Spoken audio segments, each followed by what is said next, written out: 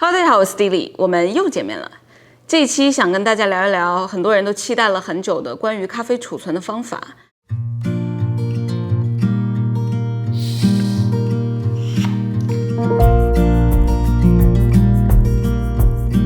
现在市面上在售的咖啡的储存罐真的是特别多，而且根据不同人员不同的喜好，大家其实用的咖啡的储存方式都不太一样。比如说我吧，我平时在用的咖啡储存罐就有这些。好，我先介绍一下这两个吧，因为这两个的原理是一样的，它们都属于真空罐。这一个是来自 Fellow， 这一个是来自 Ancon。在这里要先谢谢一下 Ancon， 他们特别好心给我寄了一个他们的罐子。他们的工作原理其实都差不多，就是你把咖啡倒进去以后呢，把它的盖子盖上，然后呢，通过旋转它盖子上面的这个东西 ，Ancon 可以顺时针加逆时针一起，你也可以一直顺时针。然后用这个方法来把它里面的空气全部抽空。什么时候是抽空呢？一般 Ancon 它这里有一个小按钮一样的一个白色的东西，你看它完全是凹下去的时候，就代表它已经抽空了。等你什么时候想冲煮咖啡，其实也很简单，你只需要把这个按钮把它按下去，你就会听到一个放气的声音，你就可以很轻松的把它打开了。它是方形的，而且它也有好几种 size 的设计，它有比它更小，也有比它更大的。他们家也有不透明的罐子，平时如果你要储存东西，因为它下面是凹进去的，所以你可以很方便的把它们都叠起来。然后 Fellow 也是一样，通过旋转它的盖子，然后它有一个小孔，这里如果它显示了绿色的东西，那么就表示它已经被抽真空了。同样，你下次要使用咖啡的时候，你就按一下它中间的这个圆形的按钮，就可以看到这个小阀门一样的东西弹起来，把绿色盖住了，这就表示你可以顺利的打开它了。现在给大家看的这个 Fellow 呢，是一个金属材质的，他们家其实还有透明玻璃的一个咖啡罐，就比如这两个，它的 size 不太一样。然后这一个呢，其实是伊卡瓦那个烘豆机给我送的，它其实不属于真空型，它属于密封型。要怎么密封呢？其实就是它的盖上有个小按钮，按住它，把它拿起来，就可以把咖啡倒出来。然后同样按住它，把它盖上，它就密封了。如果你不按住这个按钮的，你是扯不开的，你是很难真的去把它盖子拿走。其实大家比较常见的应该是这个一个大的。它的工作原理跟它是一样，也是按住打开，然后按住再把它盖上。这个是来自 Coffee Vac， 它在 Amazon 上面有很多，这个应该就挺常见，而且也挺便宜的。其实我自己对不同储存方法对咖啡口味的影响还是蛮好奇的，而且之前我有看过 James Hoffmann 做的那支关于咖啡储存罐的视频，我对里面的一些实验结果觉得很好奇。而且他虽然做了很多种咖啡的罐子，来自不同的品牌，但是它有一些很重要的，但是又很常见的没有做，所以这次我就把它加进来了。这次实验呢，我一共用了6个不同的方法。首先是这两个，它们是属于真空组的，然后这个是密封组的，然后我还加了2个密封组的。之前买咖啡的时候送的一个带一点黑色的一个玻璃罐，这个也是之前买咖啡的时候送的一个玻璃罐。然后还有一个大家最常见的，那就是咖啡包装袋。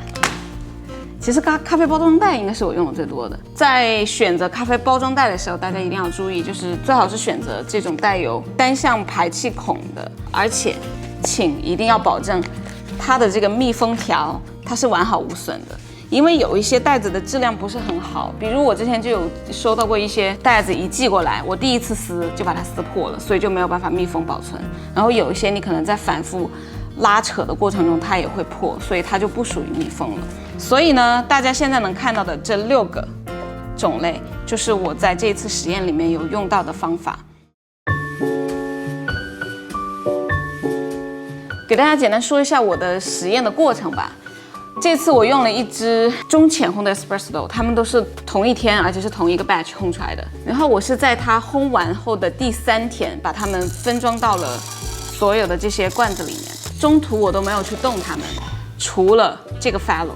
它这个绿色的东西，它会可能是因为排气吧，它的那个的二氧化碳要排出来，所以它的绿色的这个它经常会跳上来，所以我就会一直要把它拧紧。但是我觉得它是没有进气的，应该也会对它的密封性能是没有影响的。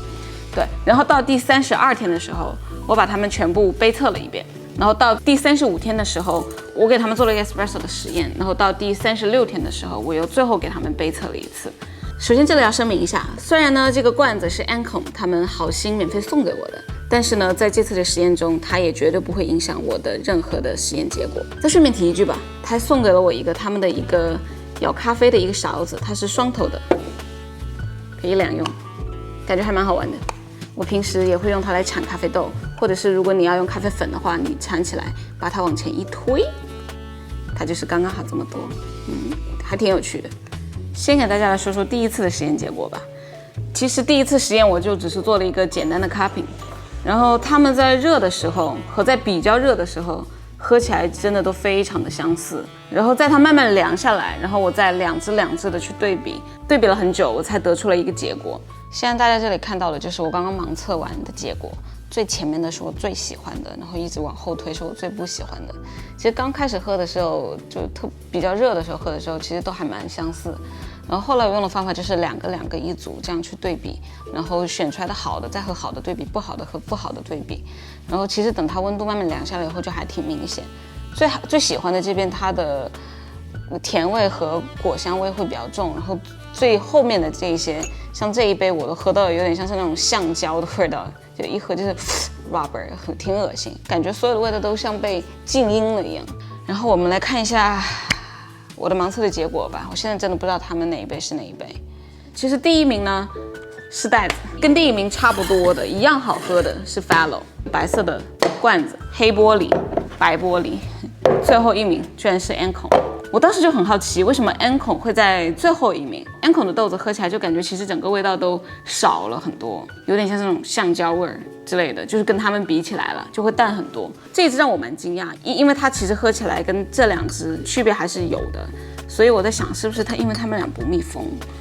然后这两个其实也就是非常的相似了。然后到第38天的时候，我又给他们做了一个 cupping 的实验。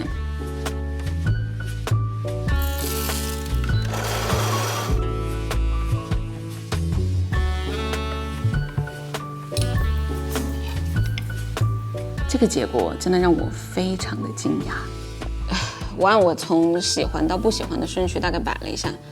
其实他们热的时候和有一些真的是特别类似。比如说我最喜欢的这两个，它凉下来以后是这个，我觉得味道稍微比这个多一点，但是它热的时候这一杯是比这一杯要多。然后中间这3杯凉下来了以后几乎都是一样的，然后这一杯是味道最少的，特别是喝了味道最多的，然后再来喝这一杯的话，这一杯就会显得又是那种奇怪的那种橡胶味，那种没有什么味道的味道。所以我要来揭晓答案了，这是最不好喝的一杯。Number 2 Fellow OK good。 从这边是表现最好的，然后这边是表现最不好的一个cupping的结果。这个结果真的让我蛮诧异，就是 Ancome 逆袭排到了第1，它真的是味道喝起来是果香味啊，还有花香味、甜味啊、酸质啊，都是最好表现的一支。然后这个排在第2，其实它们在热的时候尝起来真的都非常的相似，一定要等温度降下来以后才会拉开距离。然后这3支它们的表现基本上几乎都是一样的。然后 Fellow 这次风水轮流转，轮到 Fellow 垫底了，它真的喝起来就是橡胶味。然后到最后我其实还蛮讶异这个结果的，于是我又把这2支单独拿出来做 cupping PK， 然后我是不知道哪一支的，是俊仔帮我打乱的，然后最后的结果还是这样子，就是它是最好的，它是最不好的。其实这2支他们单独拿出来 PK 的时候，他们在热的时候的表现几乎也真的是一样的，在慢慢的凉下来以后才会稍微有点拉开区别。对，所以我也不知道为什么会导致一个这样子的结果，还蛮神奇的。我在想是不是因为他们的材质啊，一个是金属的，一个是塑料的，然后有一些是玻璃的。其实这次的结果也只是给大家参考看看啦，我自己真的是对这个结果完全不知道是为什么。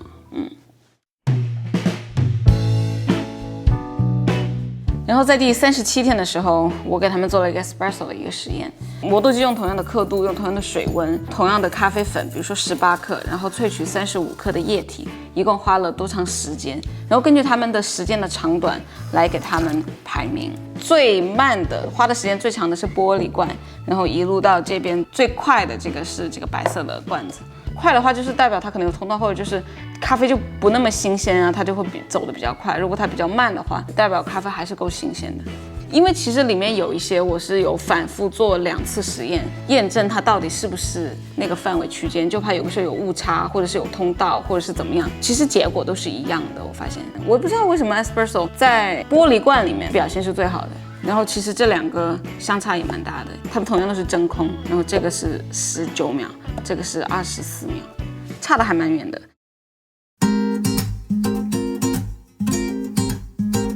然后说说它们的价格吧。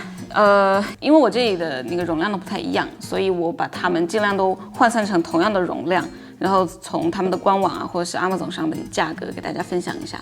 这个是1.2升的 Ancome， 它在 Amazon 上的价格大概是31块左右。Fellow 1.2升的，它的价格是55加币。这个罐子，因为这个是送的嘛，然后我查了一下之前我买的这个罐子的价格，它是1磅装的，它是31块3毛5。但是如果你想买半磅的，就大概就是1半那么大的，它是25块。然后呢，剩下2个玻璃瓶，反正也是买咖啡送的。如果你要买 Mason jar 或者是普通这种玻璃瓶，我相信超市应该很便宜，应该就是个几块钱吧。然后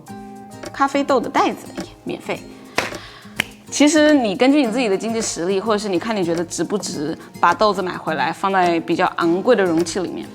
如果我会买那种一次性买比较多的 Espresso 的豆子的话，我可能还是会存在 Fellow 里面，或者最不济我会把它们放在袋子里，然后放到这个大罐子里面，就是连着袋子一起放进去，把它盖起来，每次要的时候拿出来用。但是其实像现在很多精品咖啡店，它卖的豆子一般都是125克或者是200克一包，这样的话其实蛮快就能喝完。我觉得我1个月之内或者是1个半月，我是肯定能喝完的。所以大部分的时候，在保证袋子没有坏的情况下，我一般都是把它存在袋子里。所以其实也就是供大家参考看看这样的一个实验结果了。然后要不要买这些罐子，就要交给你们自己决定咯。那么今天的分享就到这里，希望这一期的视频能够对你有帮助。那我们下期视频再见。